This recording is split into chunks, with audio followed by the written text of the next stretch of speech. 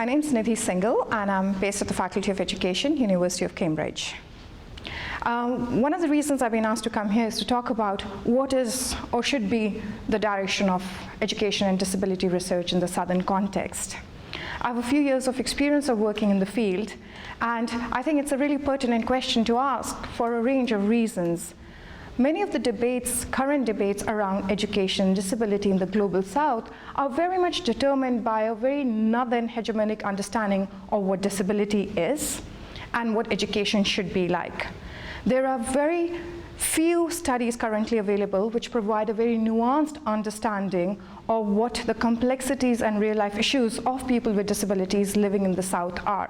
So it's a really good time to reflect on the kind of assumptions that we hold in current research agendas around disability and education. So for instance, an example, disability discourses within current text and North tend to be very much about stigmatization, victimization, and they're very much driven by a deficit model of the South.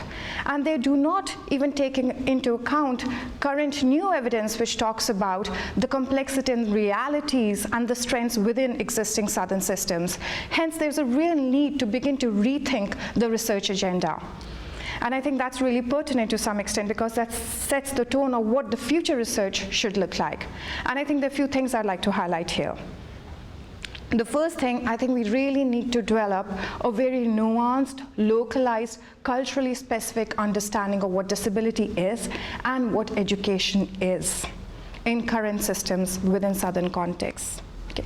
For instance, I think the simple boundaries between inclusion and special education that are talked about and discussed at length do not hold true for many systems in the Global South. And I do realize that I use the term very lucidly and homogeneously, and yes, there are lots of distinctions within the Global South, but it's determined by a certain system and certain agenda, which I think is very different from the North.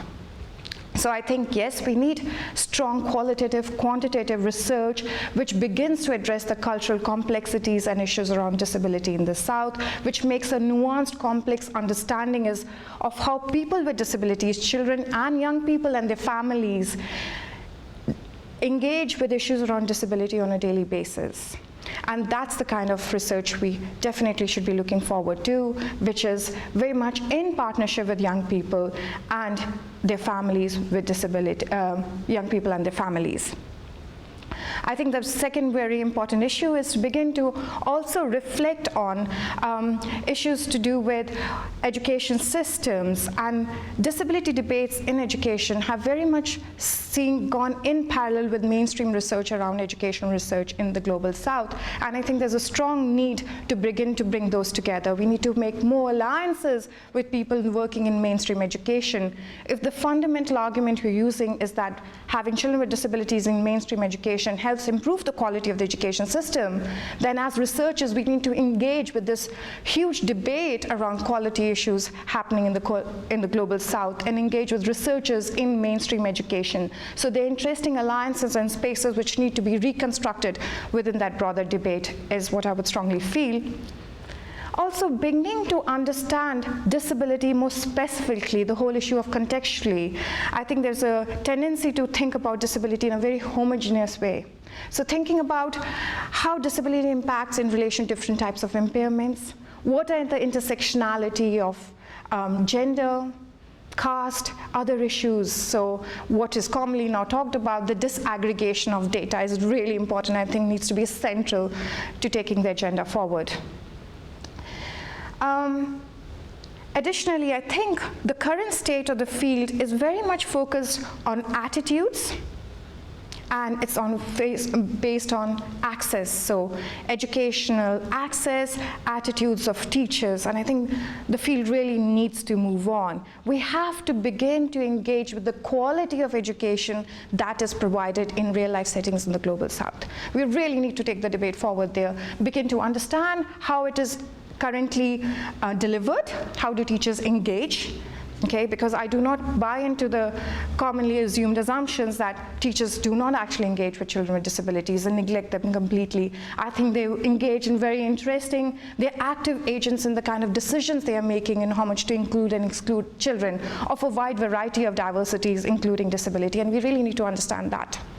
So I think that's really important, taking the agenda forward. What's happening in the classroom? What's happening there? And how do children experience schooling?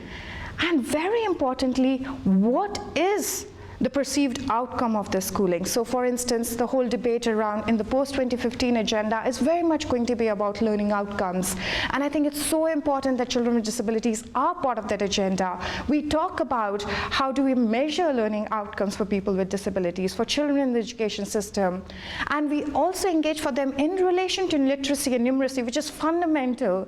But also, how do we extend the debate to begin to understand how the varied outcomes of education which we should value. And I think it's a really interesting time to some extent to begin to see that, to open up that space for beginning to see what we think of non-cognitive outcomes of schooling.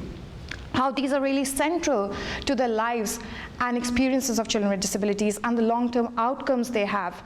So I was involved in a research which was funded by the DFID called the Disability Education and Poverty Project.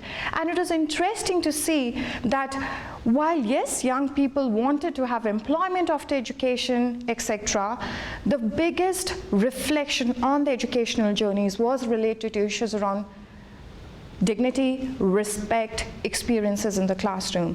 And I think we need to really begin to understand learning outcomes within the very traditional sets, and we have to bring children with disabilities into that agenda, but also widening up the space for what kind of outcomes are we looking for. So at the end of it, I think what's really important is to think about research in disability and education, which is sensitive to the variation within this assumed homogeneous concept of disability, that there are various intersectionalities of types of impairment, onset, gender, caste. There's also very contextual and cultural contextualization, which is essential, and that we should not be using global northern markers of what disability and education of children with disabilities should look like in the South. So we need to really empower people living in the South, especially people with disabilities and academics, to begin to engage with this global agenda. And finally, I think we have to shift the focus beyond attitudes and beyond access. Yes, these are essential, but the debate has to move on into quality of schooling. There was a recent project I was involved in, which was funded by the CBM in Karnataka, a state in India, which is doing pretty well on other educational indicators, and really brought to the forefront how learning outcomes for children with disabilities are really falling behind in relation to non-disabled children in the classroom. We will lose a generation if we don't engage with issues around quality and issues around the outcomes of education.